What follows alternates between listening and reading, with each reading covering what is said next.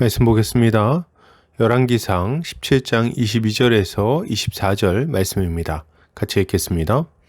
여호와께서 엘리야의 소리를 들으심으로 그 아이의 혼이 몸으로 돌아오고 살아난지라. 엘리야가 그 아이를 안고 다락에서 방으로 내려가서 그의 어머니에게 주며 이르되 보라 내 아들이 살아났느니라.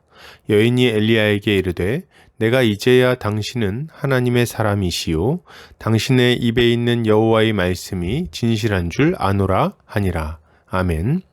열왕기상 17장 22절에서 24절까지 살리시는 하나님이라는 제목으로 말씀 보도록 하겠습니다. 신자는 하나님께서 우리에게 참 생명을 주신다는 것을 믿어야 합니다. 오직 주님만이 인생의 가장 큰 문제를 해결하시고 우리에게 참된 안식과 기쁨을 주실 수 있는 것입니다. 오늘 본문을 통해서 이에 대해 함께 살펴보도록 하겠습니다. 오늘 본문은 하나님께서 아이를 살리시는 장면으로 시작이 됩니다. 여호와께서 엘리야의 소리를 들으심으로 그 아이의 혼이 몸으로 돌아오고 살아난지라. 하나님은 엘리야의 기도에 응답하십니다. 죽은 아이가 다시 살아났어요. 엘리야는 다시 살아난 이 아이를 안고 다락에서 방으로 내려갑니다. 그리고 그 어머니에게 말합니다. 보라, 내 아들이 살아났느니라. 할렐루야. 이제 상황은 역전되었습니다. 절망은 기쁨이 되었고 영원한 소망이 된 것입니다. 살아난 아이를 품에 안은 여인은 엘리야에게 고백합니다. 내가 이제야 당신은 하나님의 사람이시요 당신의 입에 있는 여호와의 말씀이 진실한 줄 아노라 하니라. 이 사건의 결말은 하나님께서 인생들에게 행하고자 하시는 일이 무엇인지를 명확하게 알려줍니다. 주님이 하시는 일이 무엇입니까? 과부의 죽은 아들을 살리신 것처럼 죄와 사망의 권세에 사로잡혀 있는 자들에게 참된 생명을 주시는 것입니다. 요한복음에서 주님은 이렇게 말씀하십니다. 도둑이 오는 것은 도둑질하고 죽이고 멸망시키려는 것뿐이요 내가 온 것은 양으로 생명을 얻게 하고 더 풍성히 얻게 하려는 것이라. 아멘. 주님이 하시는 일이 무엇입니까? 생명을 얻게 하고 더 풍성히 얻게 하는 것입니다. 주님은 생명을 주시는 분이십니다. 이것은 은유적인 표현이 아닙니다. 주님은 스스로 사망 권세를 이기시고 부활하심으로 우리 모든 사람이 장차 얻을 생명이 무엇인지를 명확하게 보여주셨습니다. 여러분, 아담의 범죄 이후로 모든 사람은 죽을 수밖에 없는 존재가 되었습니다. 정령 죽으리라 하신 주의 말씀이 그대로 이루어지고 있는 거죠. 죽음은 권세를 얻었고 죄인들은 그 죽음의 권세에 복종할 수밖에 없었습니다. 그러나 하나님은 이런 우리를 불쌍히 여기셨어요. 하나님은 자신의 독생자를 우리에게 보내주셨고 이 땅에 오신 하나님의 아들은 이 문제를 해결해 주셨습니다. 어떻게요? 사망을 가져오는 죄의 문제를 십자가에서 해결하심으로 사망의 권세를 깨뜨리신 것입니다.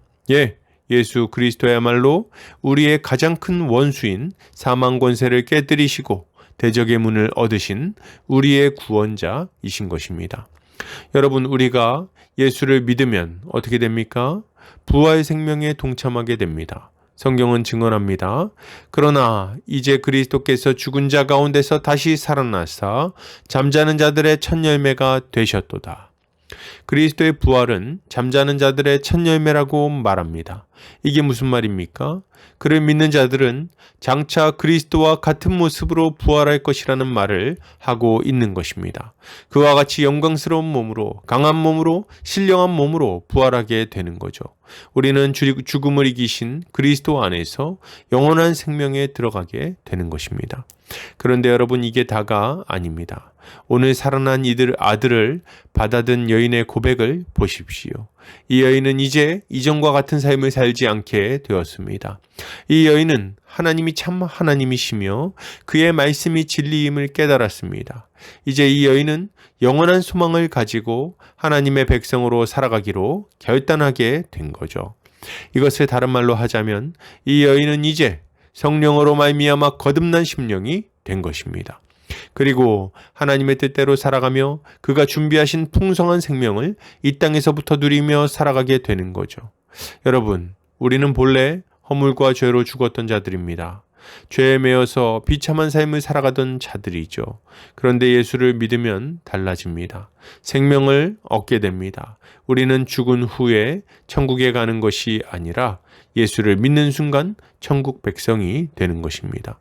그리고 하나님의 다스림 가운데 그 풍성한 생명을 맛보며 살아가게 되는 거죠.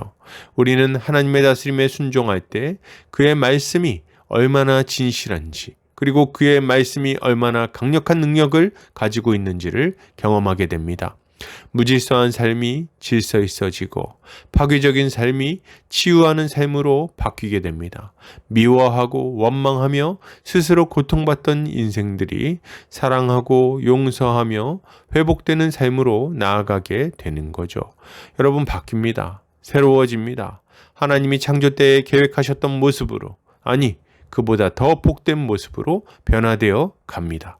이것이 예수 그리스도를 믿는 자들에게 주어지는 더 풍성한 복인 것입니다. 여러분, 우리는 하나님께 믿음으로 나아오는 자들에게 이러한 은혜가 주어진다는 것을 믿어야 되겠습니다. 예수 그리스도를 믿는 자들은 영원한 생명을 얻을 것입니다. 이 땅에서부터 그것을 맛보게 될 것입니다. 이것이 복음의 능력입니다. 결론을 드립니다. 예수를 믿읍시다. 그가 우리에게 참 생명을 주심을 믿읍시다.